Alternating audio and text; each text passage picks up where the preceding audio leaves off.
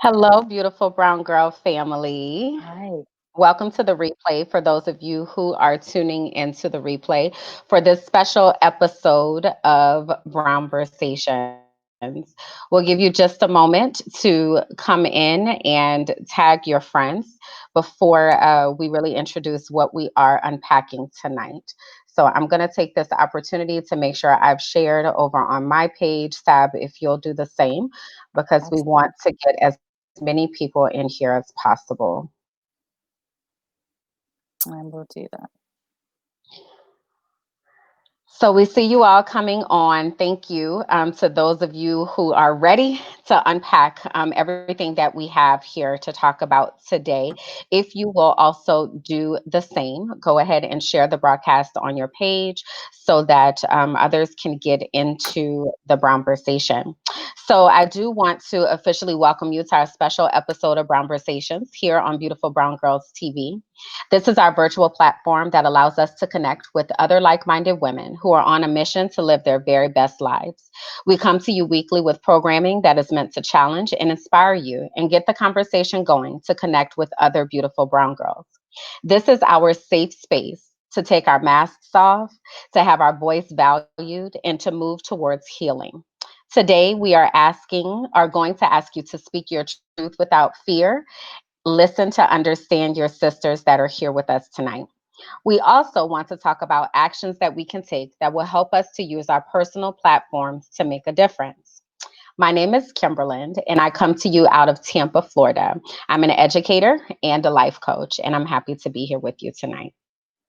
Hello, everyone. My name is Sabrina or Sab Jackson, and I hail out of Dallas, Texas. I am a marketing professional here, and welcome. Thank you for joining us. So, before we get started, again, we would like to ask you to take a moment to introduce yourself in the comments. Please tell us where you are watching from, as well as if this is your very first time joining us on Brown Conversations. We'd like to know that as well. Please tag your friends and share the broadcast on your page. We want to get as many people in this Brown Conversation as we can. We like to start off by getting a sense of how everyone is feeling. So, if you will, for us, Mhm. drop your feelings in the comments while we introduce our guests. So, tonight we've invited two powerful brown girl bosses to join us for this special brown conversation. We absolutely appreciate the time that they've taken out of their very busy schedules to chat with us. Mhm. So, first, we have attorney Michelle Rayner Goolsbee. She's the founder and principal attorney of Civil Liberty Law. Michelle is an award winning and highly sought after attorney due to her commitment to pursue justice for her clients. Michelle is passionate about her clients' rights and takes that approach in every matter she handles.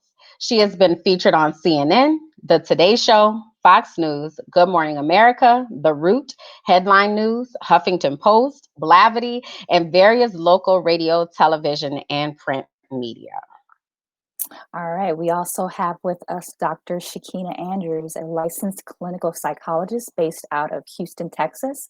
Dr. Andrews is no stranger to the Beautiful Brown Girls community. Her practice level 3 wellness consulting, PLLC, is dedicated to fostering clients wellness in multiple areas, including emotional, mental, physical, and interpersonal.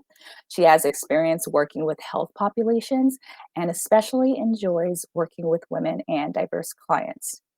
But before we get started, I wanted to just start out the episode with this quote from Ella Baker. She's an American human rights activist. Until the killing of Black men, Black mothers' sons become as important to the rest of the country as the killing of a white mother's son, we who believe in freedom cannot rest until this happens.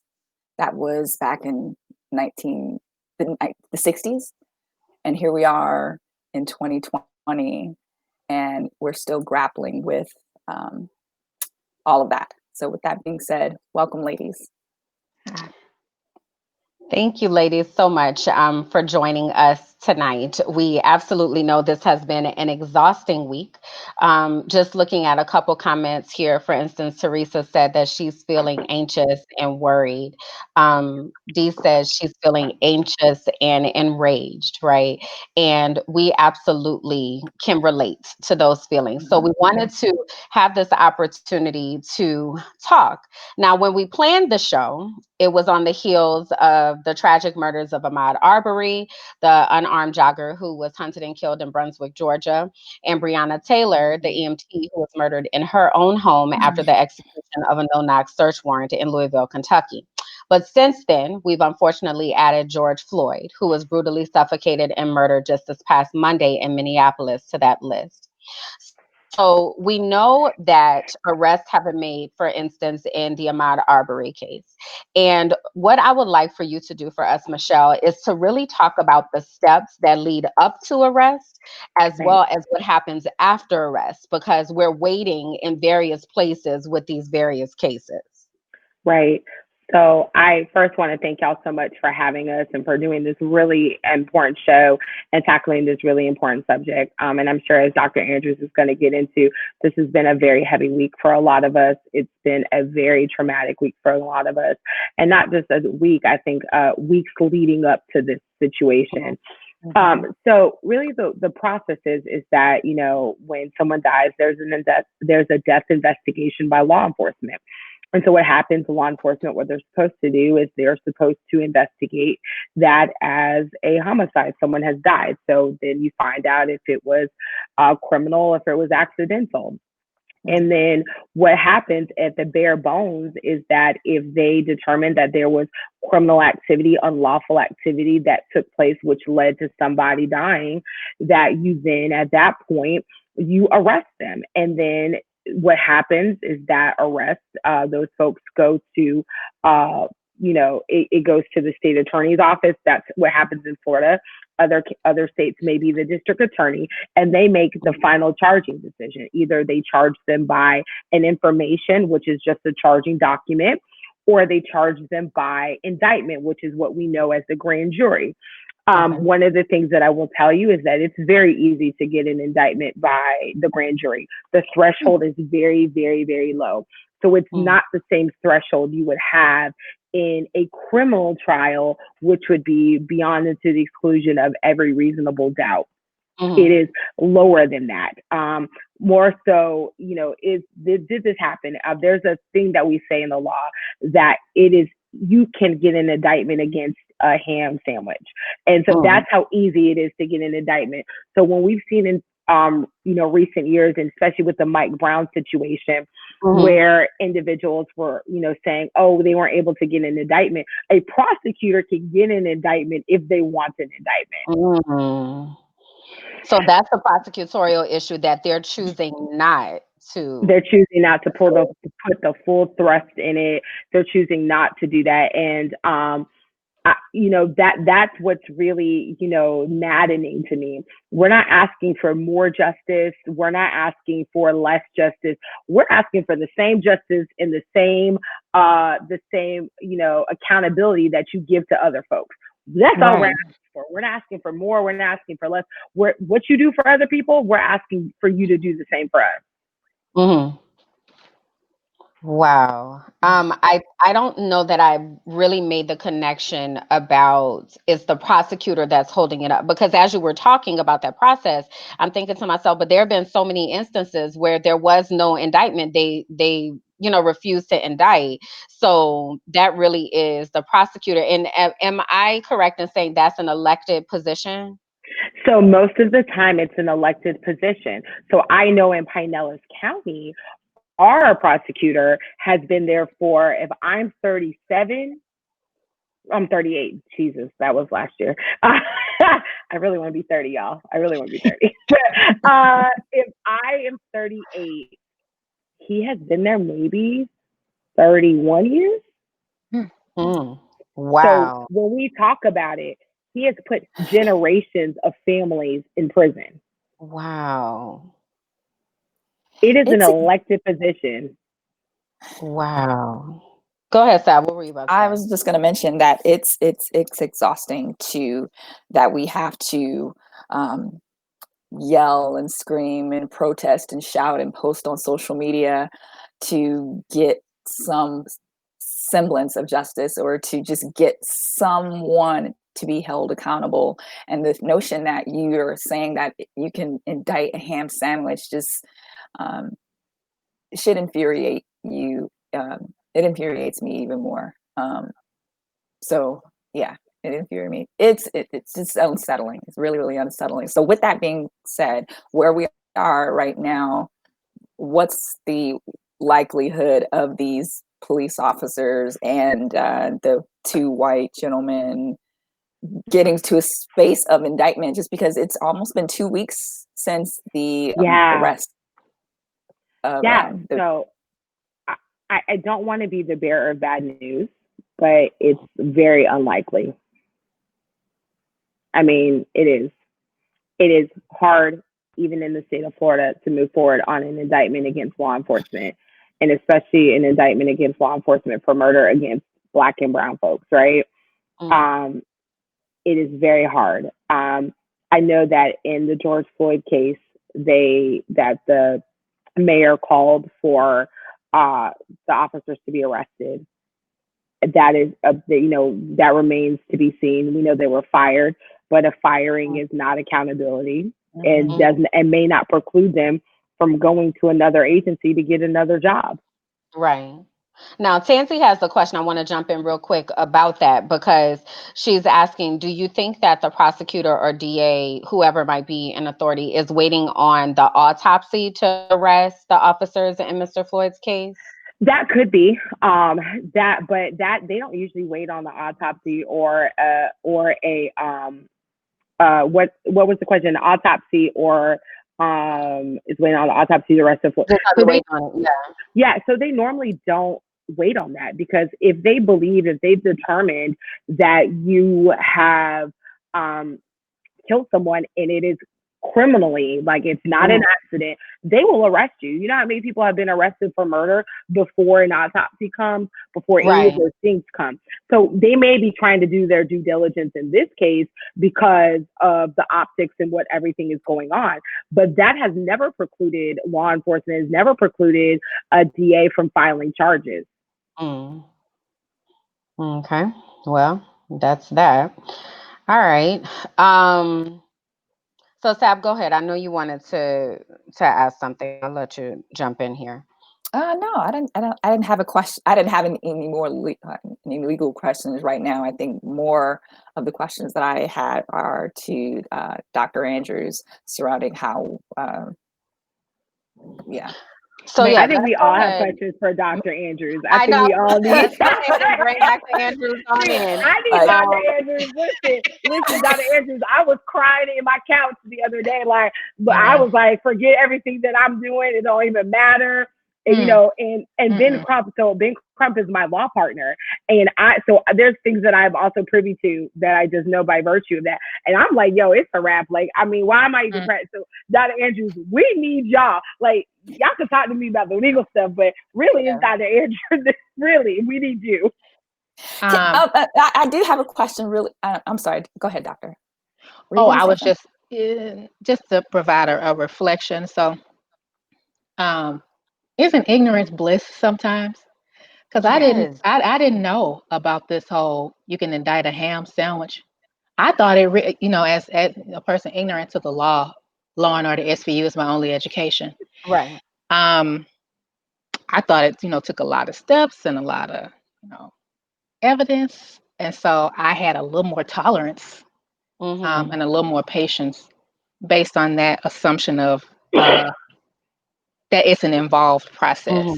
Mm-hmm. But someone telling me that it's not really shifts. Yeah, really shifts. And so um, therein comes like the frustration and the anger. Right. Yeah, yeah. Right. Uh, Michelle, I had a really quick question when you mentioned Sure. Dr. or Benjamin Crump was your law partner. I had a question. Me and my sister were talking about this the other day. He took on the case of Ahmaud Arbery, and he's recently taken on, the case of Mr. Floyd. Can I ask? I understand that Mr. Crump isn't a trial attorney. What is his? Because we don't hear anything, any outcomes Right. anytime he takes on a case and Right. it's a high profile case. And I'm just wondering, what is his purpose? What is his purpose in being involved in these cases? So he's a civil trial attorney, right? So if there's anything civilly that he can go after the families for, not families, but go after for the families. So Right. whether it's, against law enforcement, if against cities, against county, obviously, when someone's loved one is taken from them, there's no amount of money that's going to bring them back, right? There's no amount of money that is going to ever make you feel whole. But there should still be a level of accountability and a level of compensation for that, right? And so at this point in time, I think that what he does is that he puts pressure on people. I know when we had a case in Pinellas County, we put pressure on people. You see people like myself, Benjamin Crump, Lee Merritt, Chris Stewart, other folks show up. You're like, we really don't want these problems. What is it that you need? And so not only is he able to go on the civil side, right, and do what he can do on the civil side, but there's also, unfortunately, we have to put a lot of pressure just to effectuate the same amount of justice or consideration that other folks would give other people, right? And so that's what his purpose is. And, I saw people commenting today about him. And listen, I love Ben. Ben is like my brother. I'll go to war about him. Like, he's one of my dearest friends. But because I know that even a lot of times when we take these cases, I don't make my money from civil rights cases. He doesn't make his money from civil rights cases, but it's what's right to do. Because at the end of the day, we've been given a gift of knowing just a little bit of the law. We don't know all of it, but we know a little bit. Right. We know enough to get us through. We know enough to work. So we've been given a gift, as my mama would say, to whom much is given, much is required.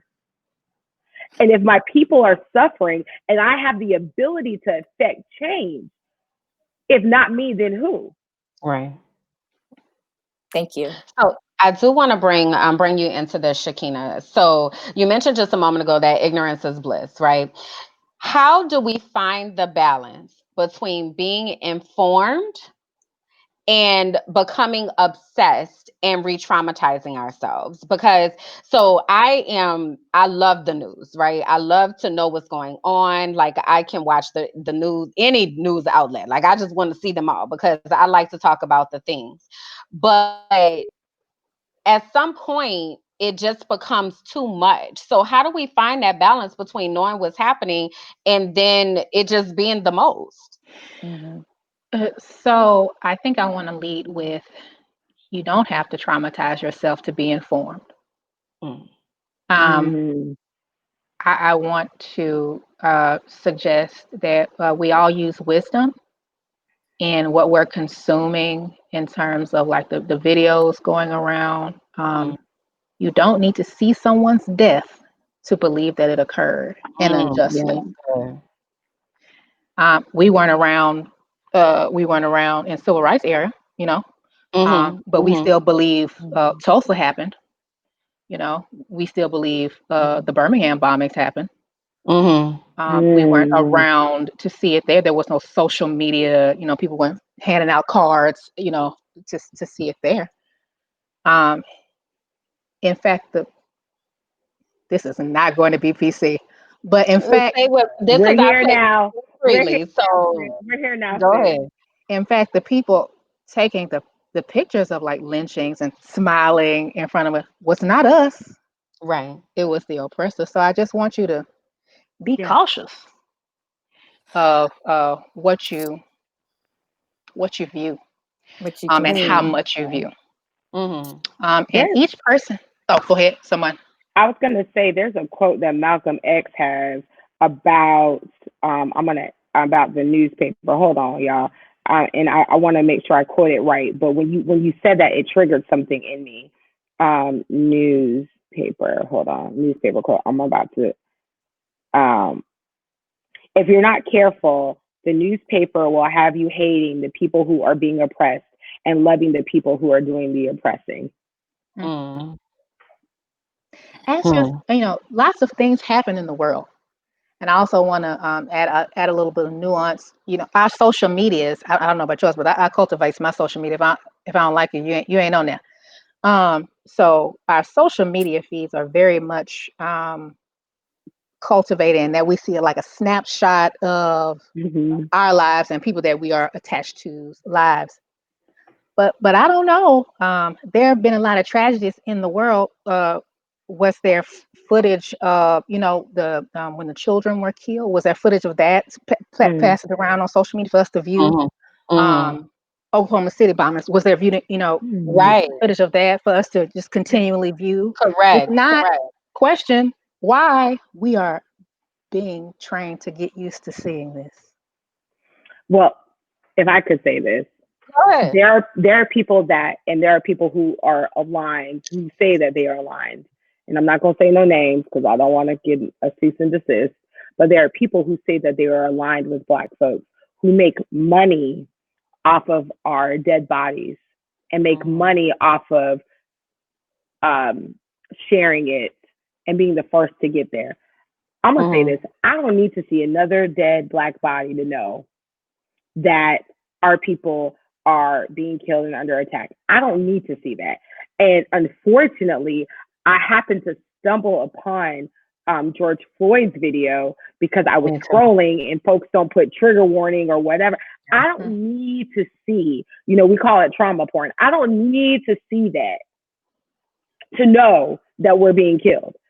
I don't need to see that. But there are people who say that they're aligned with us and are doing work in in the spaces of Black lives that say that they are standing with us, and they're not, because I don't need to share that on my feed.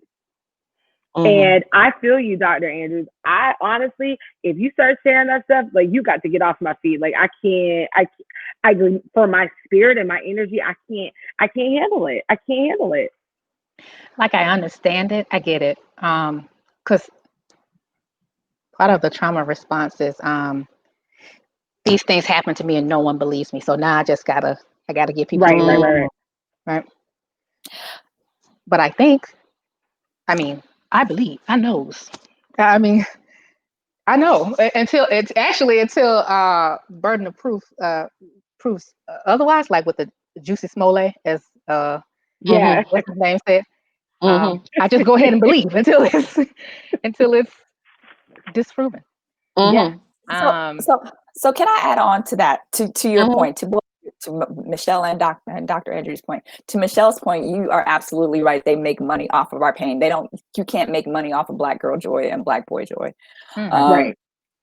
But to Dr. Andrews, it's like a catch-22. Like, if a tree falls, if a person dies, did they really die? Yeah. Right. And it's a catch-22. It's like, I don't share those images, but if we didn't see those images, if we didn't see that happening, then would there be outrage? Then would there be pressure? So it's a fine line and a catch-22 of, we actually have to see these things, because these things have been happening, but just in recent years, there has been more pressure because we've been able to see these things happen or hear these things happen. So how do you mitigate what we see and what we don't see, what we share and what we don't share? Like, it's gotten to the point where I'm hiding all of these images because they're just all on my timeline. I don't want to see another dead body. I don't want to see that. So if I see comments that are on my page that are talking about the same. So when y'all see me looking down, I'm looking at some of the comments getting at stuff. But it is because, I mean, when you see that, it is exhausting. And it's exhausting, as I've shared with folks. And I do this work. I litigate these cases. I handle these cases. And I'm like, yo, it is literally, my wife will be like, power down, like, just power down. Like, you're doing a lot, power down. Because it is almost like, Dr. Andrews, I don't want to see the image, right? So I don't look at the image, but I need to be, especially during this time, during a pandemic, as I've shared, which you probably can speak to a whole lot better than I can.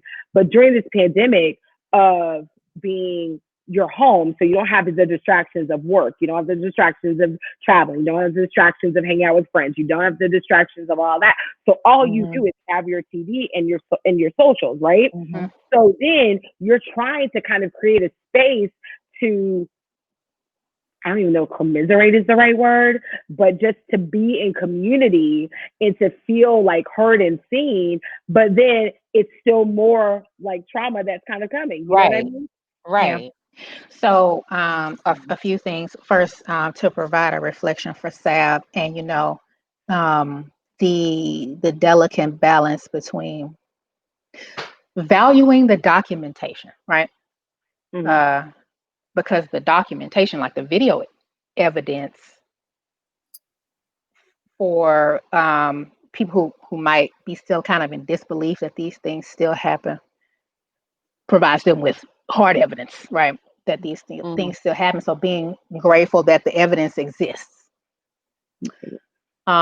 versus perseverating on it, like reviewing it over and over again. Mm-hmm. Mm-hmm. Michelle, I think your exposure probably is also a matter of career, right? Mm-hmm. Right. Again, our social media lives, if people cultivate them, um, there are reasons behind the connections, and you're probably connected to a lot of people who are doing social justice work, civil Right. rights work, and so That makes sense. this is topic du jour for the people that you share this world with. Maybe not, topic du jour for the people that I share my world with is mental health related stuff. Mm-hmm. Mm-hmm. Um, and so I think uniquely, you may actually be uniquely exposed, a little bit. I didn't think about it like that. Come through with Mm-hmm. this session, Dr. I'll bill you. So I I know you can. think I know you can afford it. I'll send you my bill. right. Thank you. So, but to what Michelle was saying a moment ago about her exhaustion, right? So I'm looking at the comments and they're coming in really fast, y'all. So I don't want y'all to feel like we're ignoring them. Christina's actually in the comments interacting with you all as well. But when she's talking about that exhaustion, right, which a lot of us feel, even if we're not in the advocacy arena or what have you, just living in this Black body, how do we know that it's time to step away? Like, what are some things that we may be feeling inside of us that we can say, okay, that's a trigger, prior to having to have a loved one or a spouse or somebody coming and be like, I'm gonna need you to turn these things off? How can we catch ourselves? What might we feel? Okay. So, like physiologically, I want you to tune into the signs or symptoms of heightened stress or heightened stress response. Mm-hmm. Think about what the body goes through when it acts fight or flight. Um, uh, your heart might, start racing a little bit faster. Your breathing may get a little bit more shallow. Mm-hmm. Your what you can pay attention to narrows. Mm. All of this is evolutionary. You cannot pay attention to junk out here when a threat is in front of you. So Mm-hmm. you know you can Mm-hmm. only concentrate on a few things at a time. Um, Over time, if your body is in this state too long, you may start to feel like fatigued, very run down, um, GI upset, physical sickness, muscular tension, like Mm-hmm. just tense, um, in the muscles. Um, these and more are kind of signs of physiological stress. And so at any given moment, when you start feeling like that, like being very attuned to your body, pay attention to whatever's going on and try to shift from whatever you're doing. If it's, I'm about to use my phone as a demo. I'm not on the phone. Just Mm-hmm. want to make sure I'm not being rude. If you're, if you're, doing this and this and just finding yourself, oh, and oh, and oh, and Put it disconnect down. from the source of your stress. Yeah. Don't continue to do. Don't continue to Mm-hmm. do. Mm-hmm. And so that's like acute stress, a physiological symptoms of acute stress. I think it's important though for us to talk about trauma symptoms. You know, Let's. um, uh, realize. Okay, warning, warning, professional warning, caveat. Don't diagnose yourself, right?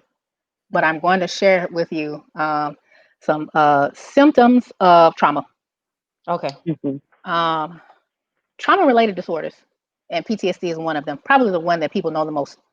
Um, usually, symptoms of trauma-related disorder usually fall in clusters, 4 telltale clusters. The first being re-experiencing, so the ruminating thoughts, like Mm-hmm. during like conscious awareness, or if you're asleep, like the dreams. All right, they kind of keep coming, keep Mm-hmm. coming. Mm-hmm. If really severe, Ooh. dissociation, so suddenly feeling like you're literally right back there, re-experiencing. So that's one. Mm-hmm. Um, a big one is avoidance. Mm-hmm. Deliberately trying not to talk, don't want to think, shut up. You know, if people even mention, just avoiding Yeah. uh, external reminders, people that remind you of, places that remind you of, Mm-hmm. activities that remind you of, Mm-hmm. avoidance. Um, the next one is changes in your typical mood or changes in your typical cognition or thought processes. So let's talk about the mood first. Um, things like feeling very detached, un- like unable to tap into your emotions, um, anger, shame, sadness, guilt, those types of emotional changes. Persistent. I think I should say that too, because there's a Mm-hmm. certain thing. It's kind of a natural emotional response. Maybe we can talk about that a little bit later. But um, so those type of emotional changes and changes in cognition, Mm. going from one set of perceptions about the world, yourself, and other people to things that sound like the world is unsafe. Things are Mm. hopeless. Things will never get better. Um, people are out to get me. Those types of Me things too, Michelle. commonly surrounding the themes of like power, control, and safety slash threat. Mm. Those types of cognitive changes. And then the last one, hyper arousal or hyper reactivity, being very much on guard, on edge. In the Mm. hood, we call it clocking. And so clocking means, right? I'm always on a swivel. Anything can be coming Mm-hmm. at any time. So Mm-hmm. um, Which is uh, trauma. and we're not meant to be that way. Right. So it can cause a lot of agitation, right? Other things kind of coming and demanding our attention, or wanting our attention, and being very reactive to those Mm-hmm. things. Mm-hmm. Um, exaggerated startle, response. Sleep problems, right? Mm-hmm. Because your body has to be relaxed to sleep. Mm-hmm. Um, and so those types of symptoms, and it's also important to consider uh, duration Mm-hmm. of those types of symptoms and functional impact, whether it's impacting things like you and your engagement in work, you and your engagement with your family, or other, important relationships. Mm-hmm. You're wanting to get out and do things in the world, not this current world because we can't do nothing. But you know what I'm Right. saying. Mm-hmm. Um, Mm-hmm. so yeah, I feel like I talked a lot. Should I make space No, for? that was really good Okay. though, because I think No. Michelle and I were kind of thinking the same thing. Like as you were talking, I was almost getting kind of emotional because Mm, I don't know that we often connect when these things happen that didn't directly happen to us, but they're still traumatizing to us. Yes. And as you're going through this list, I'm like, I got all of that, like all the things that you have Right. said, I experienced. And I yeah. think that for so many of us, we hold it in our body, right?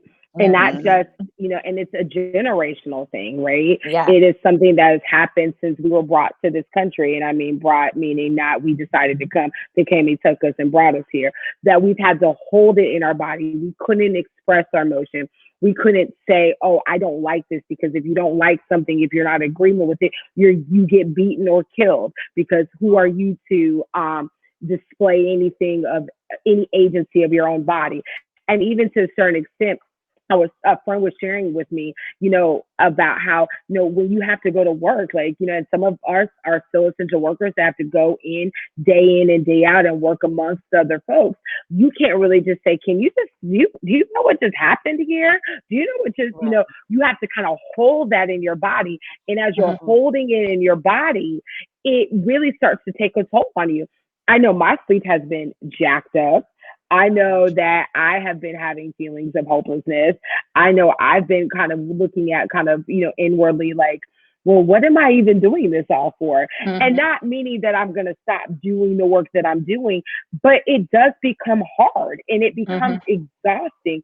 And it is like, I think that you guys call it that vicarious trauma that. And, I don't know if you guys had the opportunity to see, but Bakari Sellers on CNN this morning, and it's on Twitter, and I'll retweet it on my Twitter feed. He literally, this is a state legislator. This is a lawyer. This is a, very regular commentator on CNN. Broke down. Yeah. And, I mean, almost a full-on sob. The other night, I'm on my couch and I'm just kind of sitting here and I'm watching Donald Lemon or Chris Cuomo, and Donald Trump gets on and he's talking about how Joe Scarborough allegedly murdered someone because it was funny and he thought it was political fodder. And this is right after they did a story on George Floyd. And I literally just sobbed, like I literally lost someone in that moment. Yeah. Like, we're tired, Dr. Andrews. So we are hurting.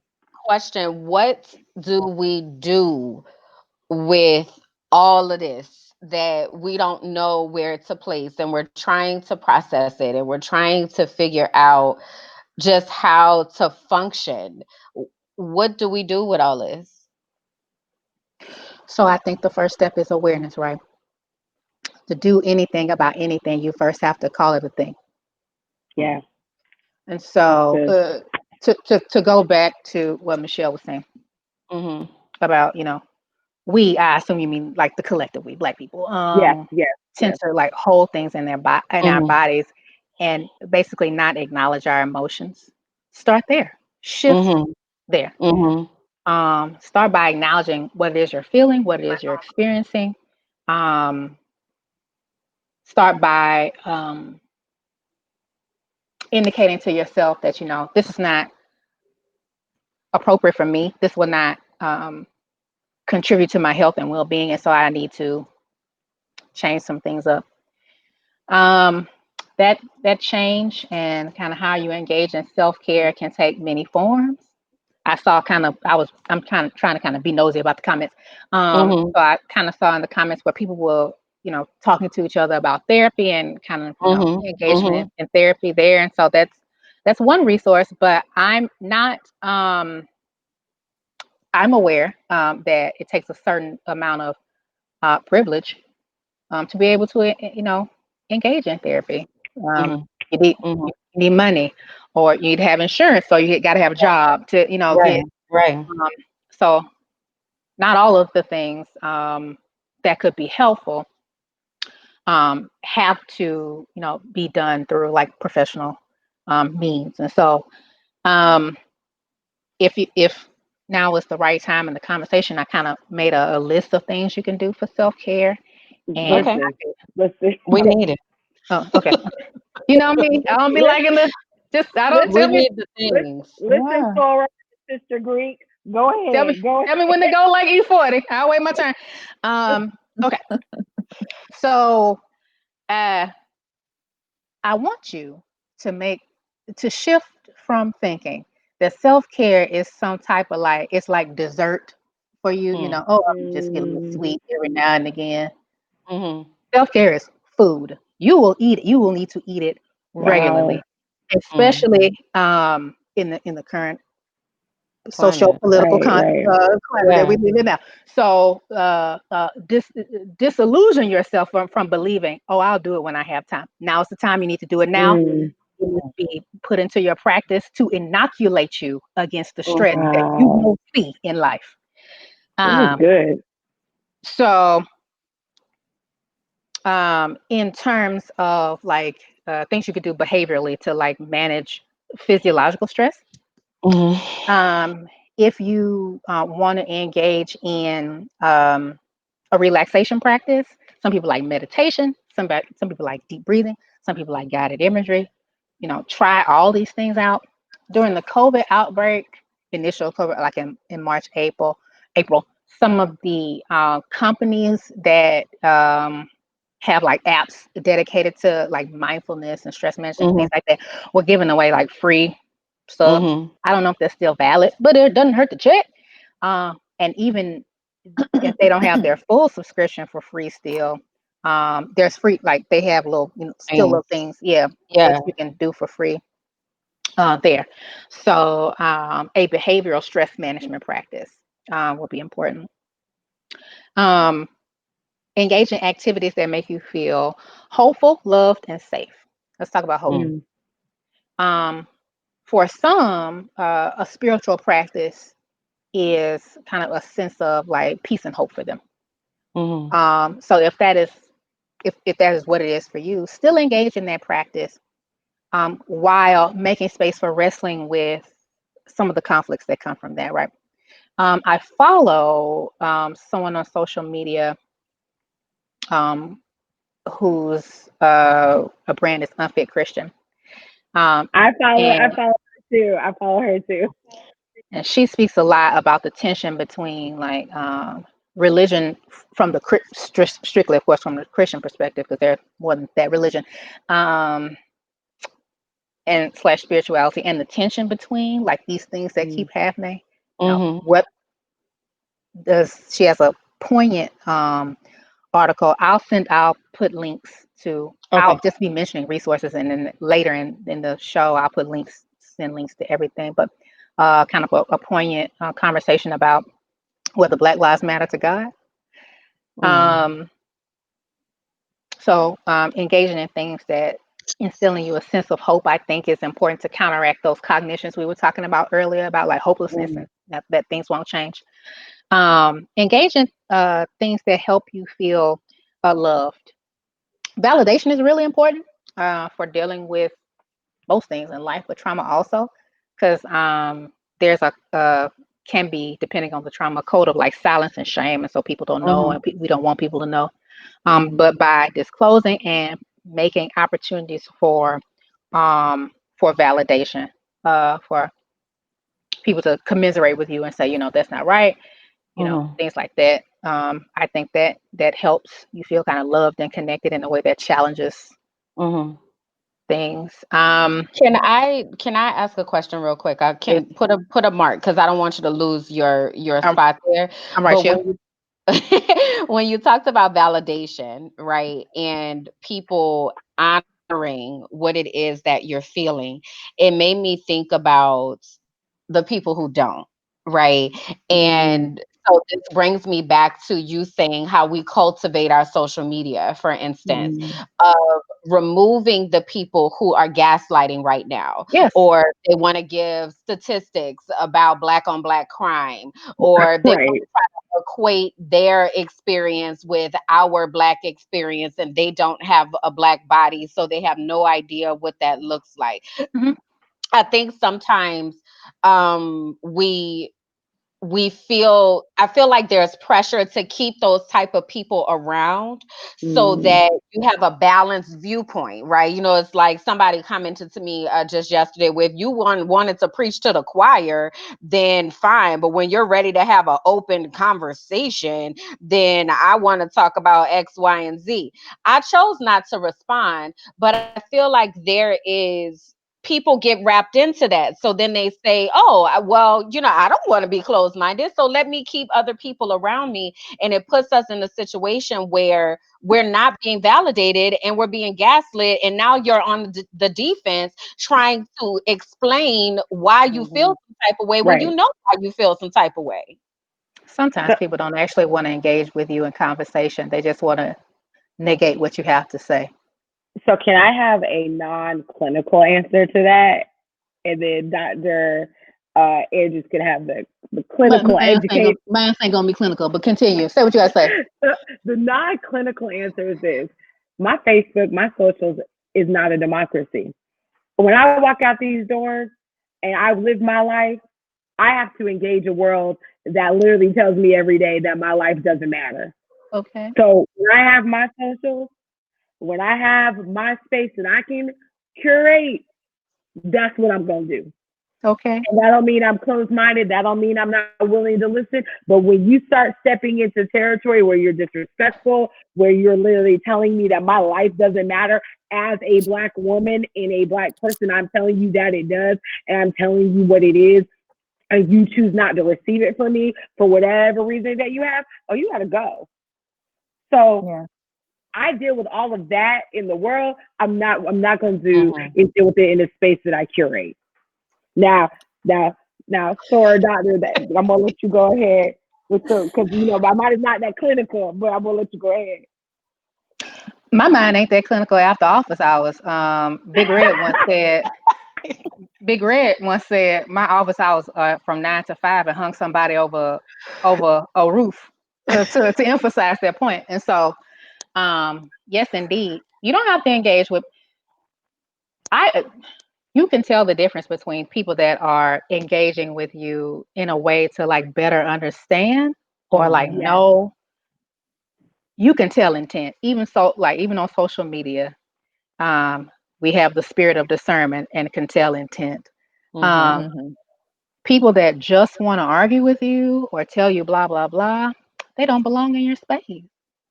If this was your real house, think about it like your real house. If somebody was to come in your real house, oh, I'm about to track this dirt in, and you can't say nothing because you ought to be open to the dirt. We wouldn't have it.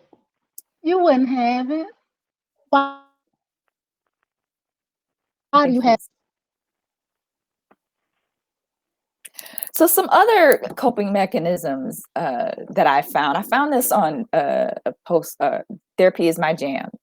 And I saw a number of people posting these, and a number of things that you just mentioned, Dr. Andrews, were along these lines as well, as just creating healthy coping mechanisms. So thank you for those.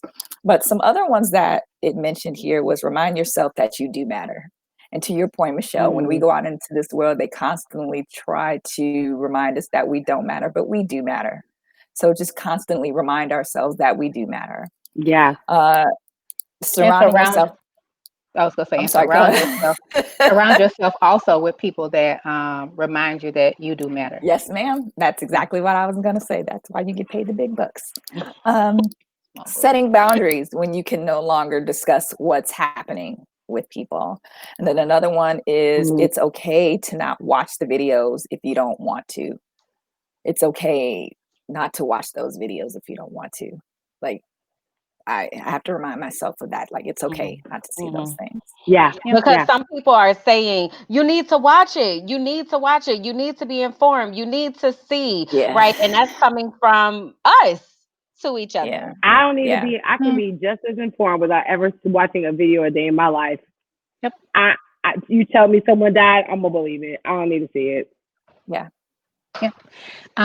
And so, also more like strategies you can do to counterbalance some of the kind of shifts, especially like cognitive shifts. Michelle, I heard you say earlier, sometimes you have thoughts about like your work being in vain. And for thoughts like that, I think, and Kimberly and I were talking about, it's important to be intentional in imbuing like positivity or good or examples where things are going well. Being very intentional about that.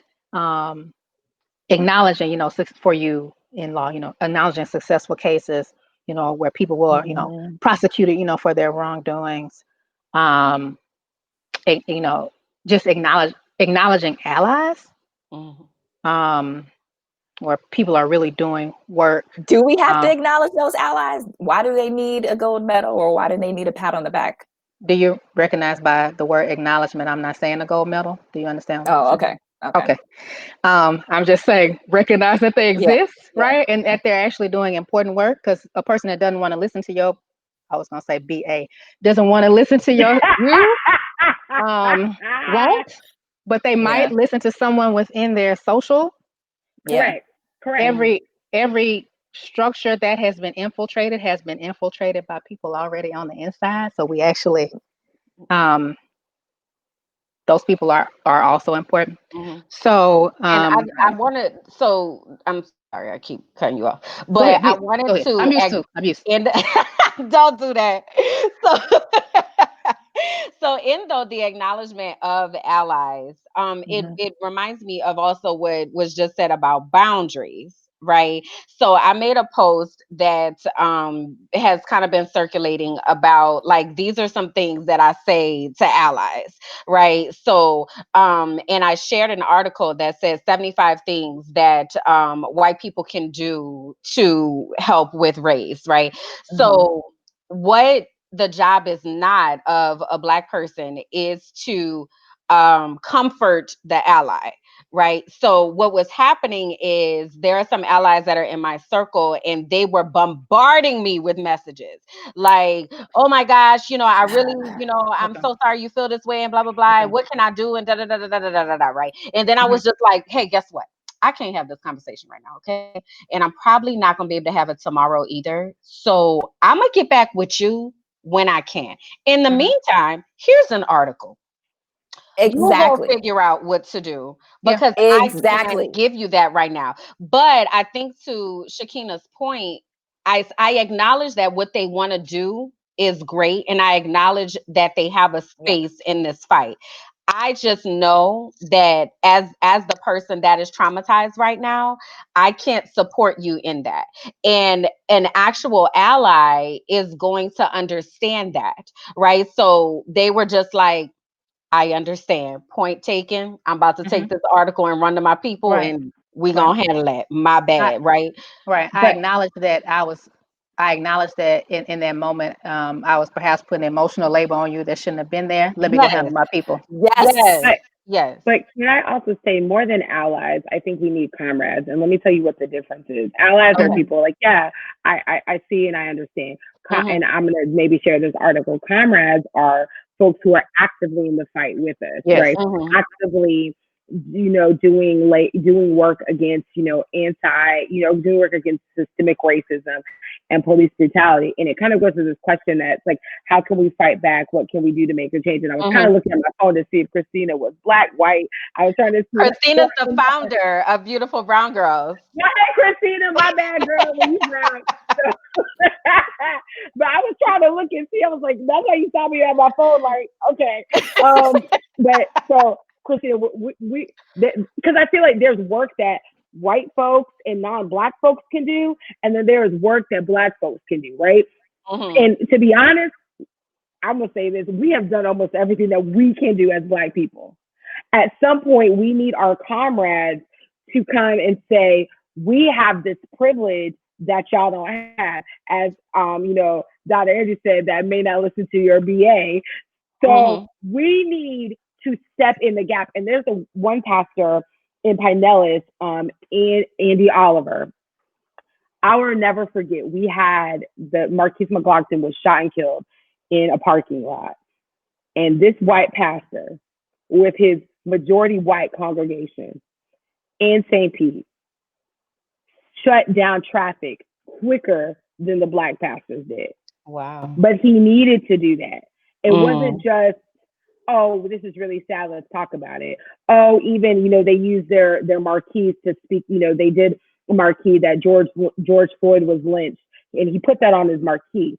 But literally at the expense of what we do, our bodies, how we put Mm. our bodies on the line, shut down traffic. That is what I'm talking about. I need you to Mm-hmm. go from an ally that you can be comfortable on socials. I need you to go to a comrade where it's not necessarily comfortable, where you're Mm. getting pulled out of your comfort zone, where you're challenging, where you may lose some friends because you are now speaking truth to power in your circle. That's what I need. An ally is Mm-hmm. safe and comfortable. I need you Mm. to stand with me. If we're on the front lines, I need you to be right there. Mm-hmm. Because guess what? They don't listen to you before they listen to me. Yeah. Amen. So And to sorry, to Christina, that my point, bad. I didn't recognize you. My bad, sis. I'm so Christina was to like, that Lord. point, So to Kimberly's point about, and Dr. Andrews' point about emotional labor and having to spoon feed them, this is what you should do. Is it our responsibility to give them articles or to let them know what they should do? Can we just say, do the research, do your Googles, you see what's happening? Like, how can we say in the most, and I appreciate in my social space them sharing the articles and them speaking out. I appreciate them speaking out. I've seen quite a few in my social sphere speak out about that. So with that, if they're watching, just know that, well, for me, I appreciate that. I've seen it in that space. But how do we say in the most delicate way, I shouldn't have to give you an article, I shouldn't have to tell you what resources, should we, like, what can we say to our allies and to our comrades when they're like, well, what should we do, how can I help, because I'm just like, I don't know. I pick and choose who I have those conversations with. I pick it because I get that a lot in my inbox. I think we all do. I pick and choose who I have those conversations with, and I pick and choose the people that I pick are the people that I know that are going to actually take action on what I say, and not just share an article, but actually like take action. But I also have decided for 2020 that I'm not, as my friend Kamara said, I am not going to be the Black rage whisperer for anybody. I'm not going to do that. And there's some folks that I will just kindly direct them to the Google. Google is there. It's free. It is a whole resource. It contains a lot of articles. It contains a lot of writings. And you can go right to the Googles, and the Googles will tell you what you need to know. So I am very selective with the people that I engage in those intentional conversations with. Okay. And I think it's perfectly fine to be selective. Listen, I think it also goes back to you engaging kind of in your own process to build your insight and knowing what you can and can't do, or do want to do and don't want to do. If you feel good, and being in the role of like educator and all of that, then yes, engage people in conversation. If you don't want to be in their role, if you want people to display their own intrinsic motivation to know things, don't be in that role. You got to know. You got to know what it is that you want to do. So we have a question from the audience. Christina said, can we touch on arming ourselves? Thoughts on that? Of course, with the thought of making sure that we're properly protecting ourselves. Because I feel like this is a catch-22, right? So we had our Second Amendment right, says that we have the right to arm ourselves. But then I feel like, okay, so then I'm armed, but then I die because I had a gun, right? And they fear for their life. Or then I don't arm and I don't have a gun and I can't protect myself, so I'm still dead. So what thoughts do you have there on that? Dr. Andrews, I have a thought, but Dr. Andrews, I want to defer to you. I mean, I have a thought.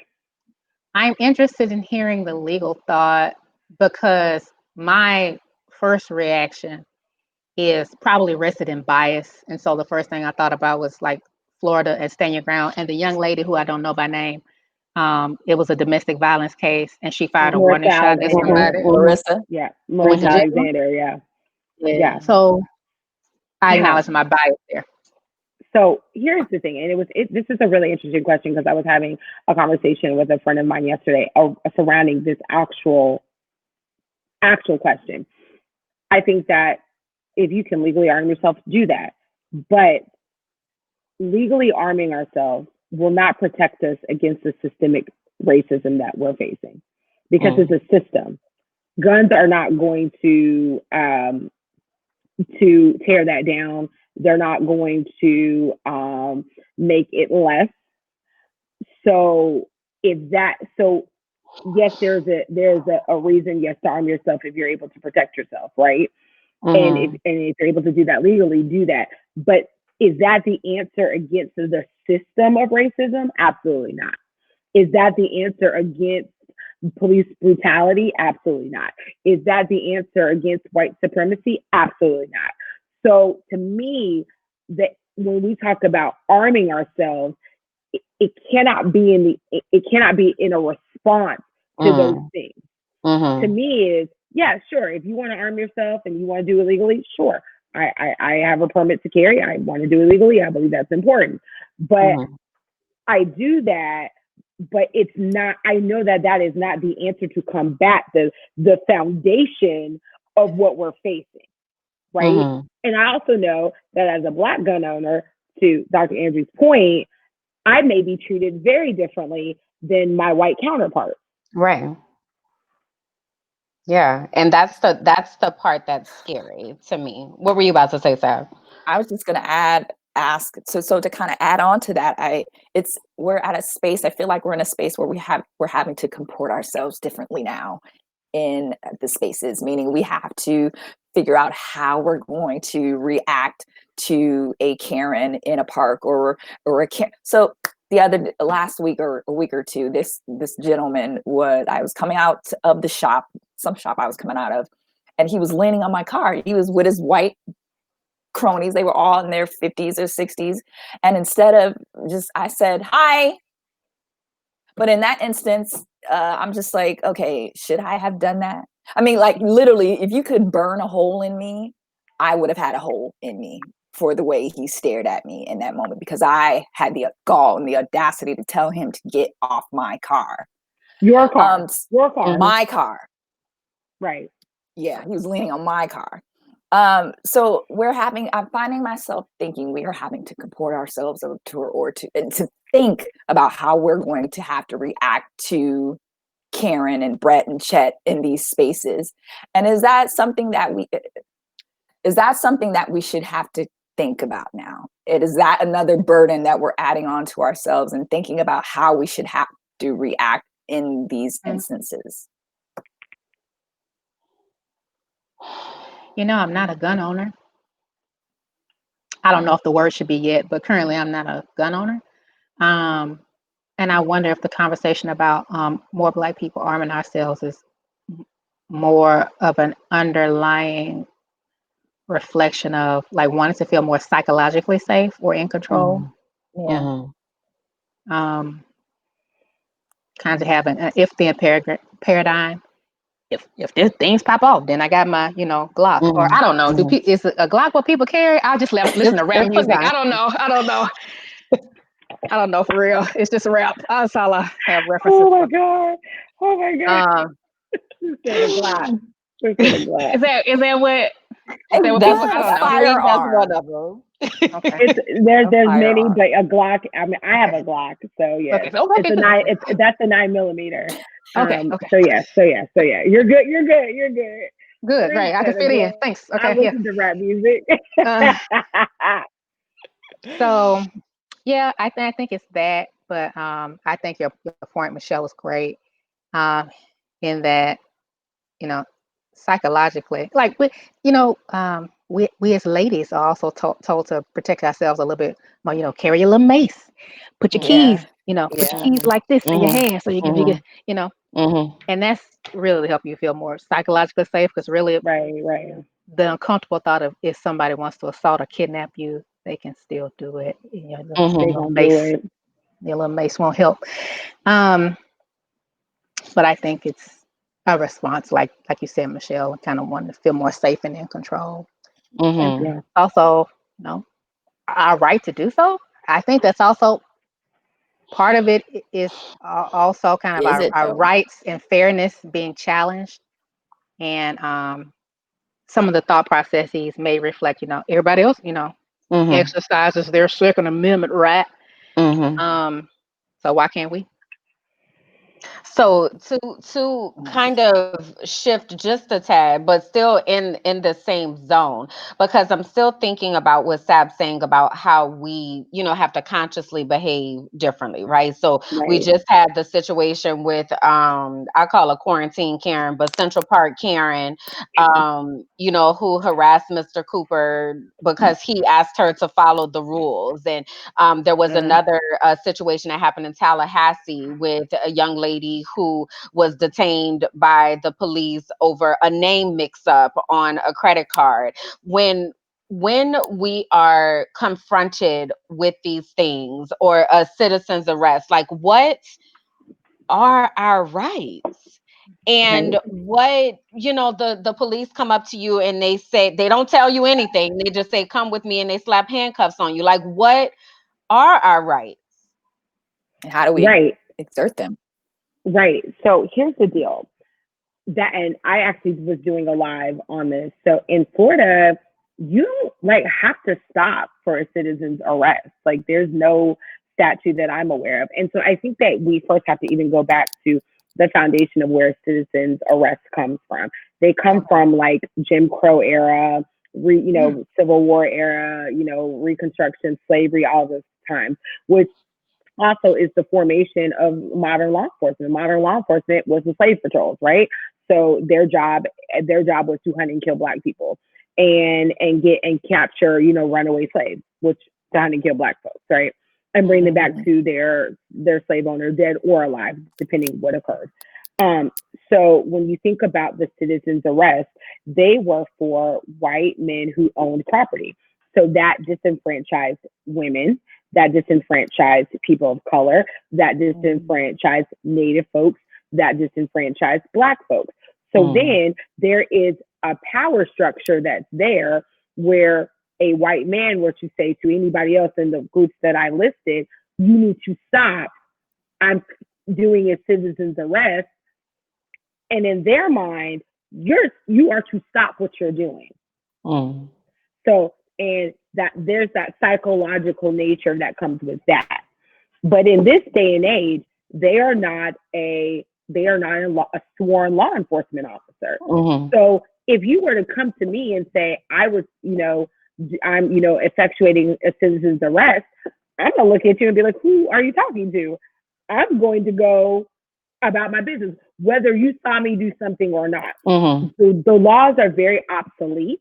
They need to be taken off the books. But even if you were a sworn officer or previously been a sworn officer, there are still laws that you need to call law enforcement. You need to let a sworn officer conduct whatever citizen's arrest. So I would tell you, you have the right to continue and to go about your business. But we saw with Ahmaud Arbery, when he continued to go about his business, he lost his life because he had folks and he had people that said, how dare you not comply with what I'm telling you to do? And that goes back to the foundation and what is put in certain folks and that power structure. So to your point about the law, right? So, and to Michelle's point here, we have to go to our legislators. They will listen if we fight for it. Michelle, I know that you are actually running for office, and I would like for you to speak a little bit about our collective voting power, because I think that we, especially in these times, how Dr. Andrews was talking about the shift in the way that we view the world. We start to think our vote doesn't matter, and there's nothing I can do to change this. Can you talk about the power that we have as voters to change this type of obsolete legislation? Right. So here's the thing, and I know this may sound wonky, but the best example that I have in recent history is Barack Obama. Barack Obama, there was a movement behind him. Everyone said a Black man is not going to be able to win. He's not going to be able to run. And he was able to galvanize a movement behind him. There's such power in our vote. And here's the reality of the situation. I know that at every turn they are trying to suppress our vote. They are trying to steal our vote. They are trying to do everything that they can to shut our voices up. But I firmly believe this. Your vote is your voice. And so you have to still persist. And my position is this. How I vote is this. If you aren't doing the will of the people, you got to get out of there. I'm not going to put somebody in office that's not going to do the will of the people. So my position is, when you are saying to your legislator, and it's a collective voice of y'all saying, this bill does not work, or this law does not work for our district, our state, so forth and so on, and they still persist, you got to go. So whether that means we got to put someone up against to run against you, we Mhm. got to make sure that we, vote for your opponent. We got to make sure that we don't donate to your campaign. We will do whatever we need to do in order to not see you move forward. And I think it's so important that you have to hold people's feet to the fire. They have to be accountable. The things that I'm telling people that I'm asking for their vote now, that you better believe that they're going to be able to hold me accountable to that. And if I don't do what I say that I'm going to do, get me out of there. Yeah. Period. Yeah. Tansy had a question to that. She said, if there was one or two bills that you feel do the most harm to our community, what are they? She mentioned stand your ground. I think stand your ground is very harmful to our community. I mean, I could go on and on about the studies and how it disproportionately affects black folks, and how black folks are disproportionately charged and convicted due to stand your ground. I think that that's one of the main issues. But I also think when we think about education, and I know Kimberlyn, you are a teacher, but and an educator, I think that when we, and not just, there's this rhetoric, we need to adequately fund public schools. No, we need to equitably fund public schools. That part. Equitably fund public schools. So the same thing that happens in a zip code that may have more money needs to happen in a zip code that may not have as much money. And that our teachers need to, and people start talking about these plans that they have. And to me, it's not about that. The same thing that you would do for little, Billy, you need to do for Hakeem. That period, point blank. And that to me is what I look at. And I see a comment about the census. It is very important to do the census. It's very important to make sure that your city and state are accounted for and your neighborhood's accounted for. But those are the two things that are super important to me when we talk about criminal justice reform, stand your ground, but really, really education, because they intersect. Yeah.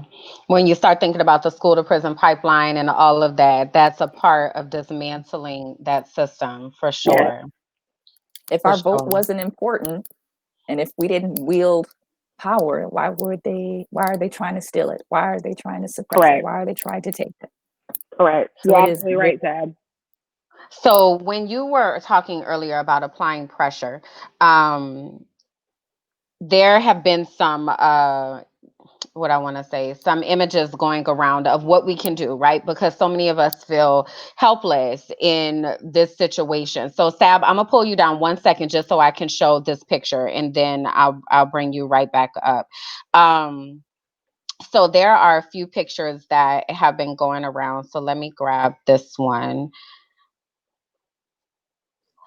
So this one says, call Minnesota decision makers, email to demand justice, share with your friends, uplift local person of color I can't talk, organizers. I'm like organizers. But then they also had this one, groups that we can join. So let's see here. So joining different types of groups. So I'll make it solo so that you all can see it a little bit better. So Black Visions Collective or Reclaim the Block, Black Lives Matter, the NAACP. So when we're looking at these types of organizations and thinking about what we can do, how effective is this at really making a change? So I think that it's super effective. And let me kind of walk through some of if you could possibly, Kimberly, kind of put back the steps just so I can walk through. There's a couple that I wanted to walk through super quickly. All right, go ahead. Okay. So when I think that we talk about calling Minnesota decision makers, I always harken back to Marquise McLaughlin. So in the case when they were deciding to charge Marquise McLaughlin's killer, Michael Draco, they a lot of folks like started writing letters, like, I mean, literally like day after day after day after day. They had about 40,000 letters. So when we were at sentencing, they pulled out 40,000 of those letters when the state was arguing for the sentence. Really? For them to I never thought those letters mattered in real life. They do, and those they pulled out the letters, they pulled out the emails, and they, not only did they say, Judge, listen, like, he's been found guilty, but the community where he were to go back to. And of course, not all of the, letters and emails are from, Pinellas County, but they're from all over the country. These are the, where people are demanding that he is appropriately sentenced. So I think that's one way. Definitely sharing with your friends to uplift that narrative. A lot of times, we are, there's a lot of people, even in our own community, that have been, personally harmed by, police brutality, harmed by systemic racism. So it is important to share those stories in a way that is healthy, in a way that is respectful and that has boundaries, but to uplift that. And I think that support local, people, Black and people of color organizers. So not only in Minnesota, which is, I had just retweeted before I got on here that someone had said, listen, I've talked to organizers in Minnesota, like they don't need y'all to come, like y'all came from Ferguson. Because guess what? This stuff is happening in our own community. This stuff is happening in our own backyard. So I would challenge folks, look and see what's happening in your own communities, in your own backyard, and get involved wherever you have the capacity to do so. Yeah, absolutely. There's also, so we're going to drop all of these images in our Brown Girl social network. And because there's one more where it gives an actual script of what that letter that we now know means something. I really didn't know that.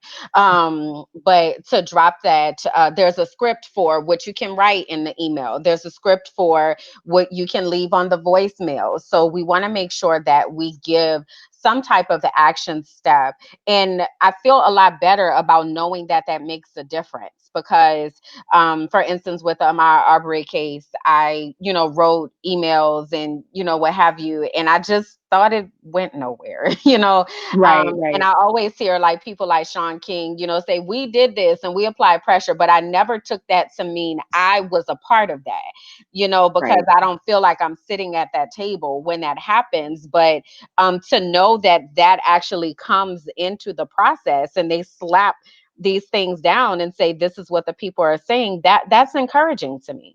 right. Yeah, and it happened. And I remember when the prosecutor shared with me, I was like, yeah, you got these letters. He was like, yeah, and I'm going to use them at sentencing. And Yeah. wheeled in all of these letters. Wow. So Shakina, we're just about time. I told y'all this time was gonna run fast, right? So Shakina, if I want you to kind of have the last word on anything that you feel you want to highlight or just kind of to put not a nice bow, but try to, duct tape something together maybe. Okay. And so if I could close with anything, I'll close with like more resources. Again, I talked about earlier, therapy as a resource, but acknowledging people might not have means or actual interest due to whatever barriers, just may not want to go the therapy route. So just want to mention a few resources you can look into, and like I said, if I can get the links to one of you, and you can get them to the larger community, that'll be good. So there is a psychologist by the name of Candace Hargens who does this work, social advocacy work, also sex and sexuality work, but social advocacy and social justice work. And she has created a Black Lives Matter meditation. And I hope to send you all the direct link to that Sure. meditation. It's about 20-ish minutes long. So earlier I was talking about, excuse me, engaging in a regular self-care practice, not thinking this, some that you do occasionally. No. So those are the types of things I was talking about. And she also, she's a professor, assistant professor, I think, at the University of Kentucky. And her work, um, in her work, she has created a center for healing racial trauma. Mm. So she trains other psychologists to, do this work. And so if Yeah. people in Kentucky are interested in, investigating the services, of course, look that up. And I hope to, of course, include that link. Here in Houston, we have psychiatrists also, so who does trauma psychiatry. Really speaks a lot about the brain, basically, connection with trauma and how trauma impacts us um, from a like mental perspective, and kind of work you can do there to increase her brand is like empathy building Mm-hmm. to kind of cope better with trauma. So I'll include her link. Okay. Thank you. And then, we in the pre-talk we briefly talked about like kids, how to speak to kids, about this, and work with kids ain't my thing. I love them, I'll tickle them, but I don't do professional work with them. So I gathered some resources from APA has like a resilience in facing racial stress page, like Mm-hmm. program, Mm-hmm. with information about how to talk to kids about race and racism. So Lovely. I Love it. have the link to the page, and also a link to an article specifically talking about how to speak to children when uh, uh, racially traumatic things occur. So all those things I'll share. Absolutely. And we're Thank definitely you. going to drop those things into the Beautiful Brown Girls social network. So we know that we have quite a few of you all who are on for the first time. So we want to make sure that you are connected to us. So we invite you to go over to beautifulbrowngirls.com. When you go there, if you click the banner at the top of the page, it will direct you straight to our Brown Girls social network. And just the vision that we have for that is that really being our safe space where it's just us, and we get to have the conversations that matter to just us, and we don't have to worry about the censoring and the filtering and the all the ways that they try to suppress our voice, and you can't see everybody's stuff and all of that. So we really invite you to join us there, and we'll put the links there, we'll put the images there, and we also want you to share what your takeaway has been from spending this time together, because we want you to have found value in this, right? So what was one thing that you learned, or one thing that you've been inspired to do, or maybe it was just to remember to breathe, because when I tell you, Right. that be my real life struggle, like I sometimes just need to remember to breathe. Yeah. So we want you all to share this with everyone, share it, spread it as widely as we possibly can, because this conversation is important to everybody. So Michelle and Shekinah, I would love for you all to share with the community how they can find you online, what you have going on right now, so that they are able to connect with you all personally. May I go? Go ahead. I just want to say, when you say Michelle and Shekinah like that, my mom's name is Michelle, and so that's what I'm used to. Uh, People have been doing that all my life, and so it's just like so natural for me to hear it. Love it. I So, that's love it. funny. um, so Level 3 Wellness is my psychology practice. You can find me on all social media at Level 3 Wellness. Level 3 Number Wellness. three. Huh? The number three. Yes, the number Just the three. number, not spelled out. Yes. I ain't gonna do too much typing, just the number three. Let's make it short. Um, and www.level3 number three wellness.com. If you are in the market for a psychologist and are residing within the state of Texas, perhaps we can talk. Um, Also, as I further develop my practice, looking forward to doing more work surrounding sex positivity. That's probably a little bit down the line. It's been great. I really appreciate this conversation, especially the legal part, just things I didn't know as a regular citizen. Hmm. Yeah, yeah. Go ahead, Michelle.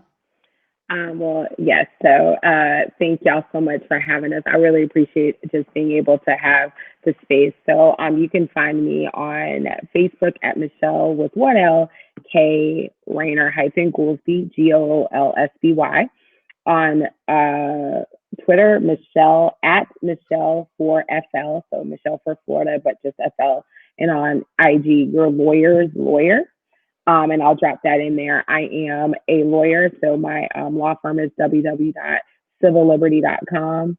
and I am running for office. I am running to be a state representative in the Florida House of Representatives, District 70.